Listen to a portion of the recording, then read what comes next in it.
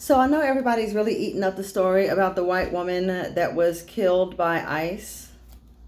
Um, and all I have to say about that is there were many other Americans that are not white that have been murdered by the ICE terrorists since this whole thing began. American citizens, and unfortunately, those people who aren't citizens that were just hoping to come here and make a better life for themselves.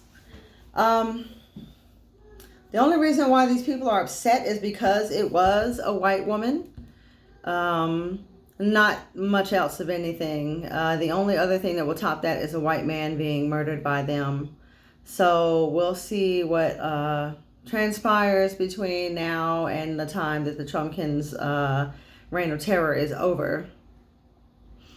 I would like to say, though, that I am enjoying the fact that um, governors and mayors and people of high status in different states in our country have finally decided to mobilize the National Guard in their states against these terrorists and in protecting American citizens. Our lives are so precious here. Everyone's life is precious, but they're supposed to be protecting us. And so I like that these governors are stepping up and they are protecting their citizens in their states from these terrorists that the federal government has plagued us with. I hope that their good work continues, and I hope that everyone tries to stay safe and protects themselves out there. I think it is time for the American people also to join the fight and continue to protect each other, as well as protect these poor people who come here and are just trying to be a part of our nation and be a part of our fellowship and be a part of our society.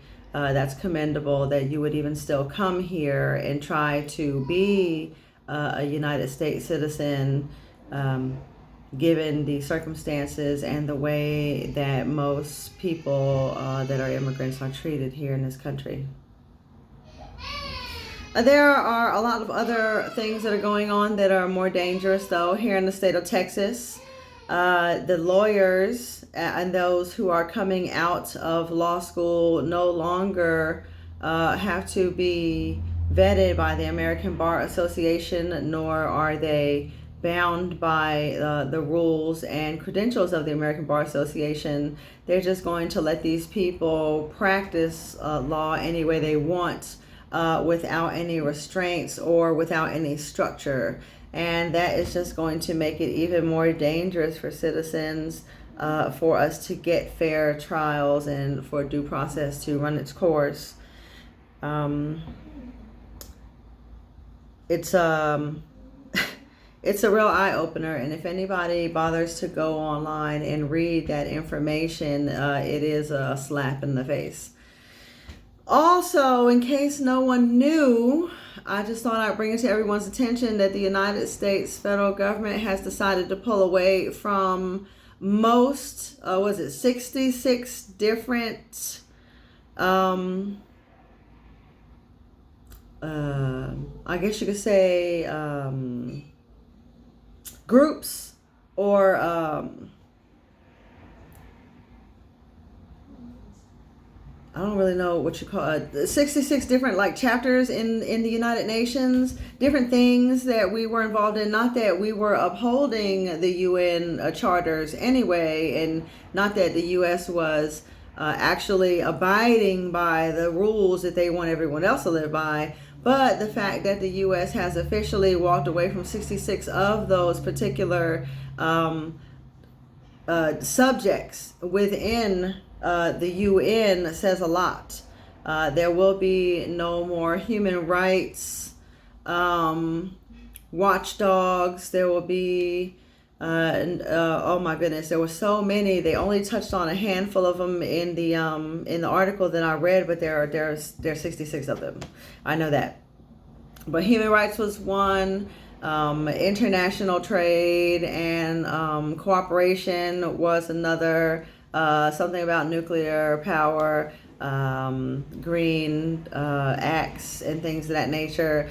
So a lot of things that are near and dear to the majority of Americans, and a lot of things that a lot of us wish that the government would have upheld in the first place when we were a part of the United Nations. All those things are now null and void. I do see that this is going to create an atmosphere where the United Nations, like the League of Nations many years ago, was just dissolved. There's no reason to keep it not the way it is, and not sanctioned by the U.S. anyway, since they don't abide by it anyway. So it'll probably be a new charter created by other countries that are in cooperation that don't include the U.S. The U.S. is the only country that did these things and stepped away from these particular articles of engagement. The United States is now standing alone in the world and has decided that they don't want to be a part of anything happening in the rest of the world. So that is going to bode not well for us as citizens of this horrible shithole of a nation. In the words of Donald Trump. There's a whole lot going on that's changing, and it's going to affect us. I'm sure that if the U.S. does attack one of its NATO members, that will be also the dissolving of NATO, which that's right around the corner. They may as well dissolve it. They're not working together. These European countries have decided that they're going to start growing their armies and their military force, because not because of Russia and what's going on in Ukraine, because that's an easy fix. The U.S. just needs to get up out of the Russians' business, and Russia would not have been forced to fight Ukraine if Ukraine would had a backbone and had any kind of morality or ethics.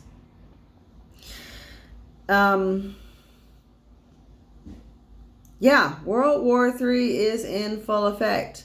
You don't see it or feel it because it's not really too kinetic yet, but there are a lot of other things that are going on that are wartimey-ish. And the Russians and the Chinese and other countries that do have the ability to patrol the seas and the air are ramping up their efforts so that they can protect their nations and their resources and their people. Unlike the United States, that is just putting us in harm's way.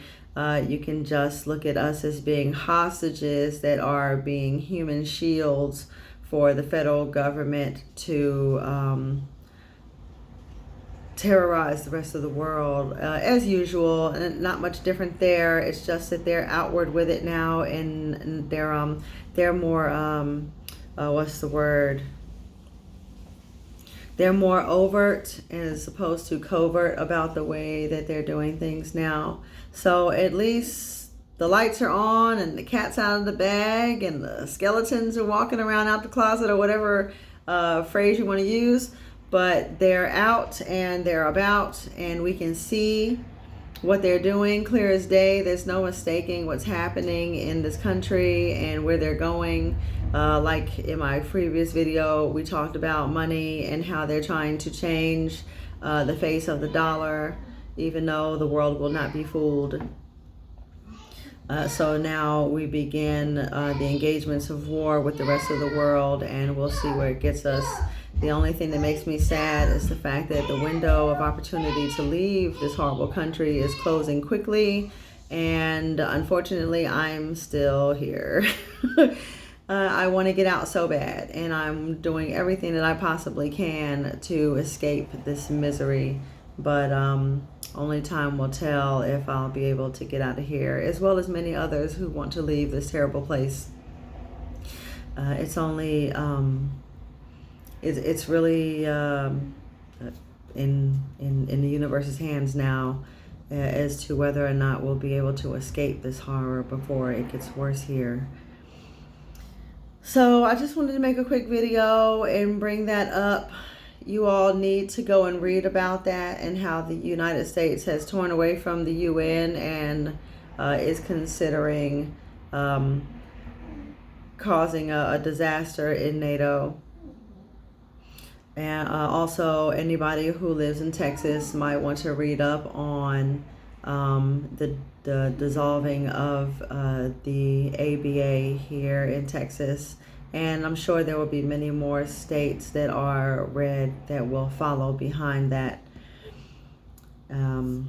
It's going to be very, very interesting. It's going to be crazy what happens. I mean, already we live in a country that we don't recognize.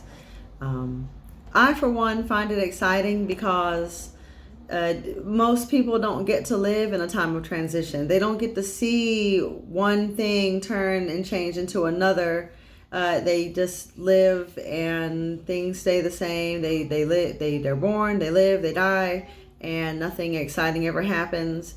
But we have a lot to be interested in and to be engaged with, because we are living in that time of transition and we are living history. So I just wanted to bring that up and put something on your minds for you to think about today. It does affect you. If you think it doesn't, you're an idiot because it directly affects you and your ability to live safely and to follow your ambitions and your dreams. So thank you again for listening. Like, share, subscribe if you like my content, and please remember to get with your friends, family, and loved ones and talk about these things. Talk about all of the issues in your everyday life and try to find creative solutions to your problems. Thank you and have a wonderful day. Bye.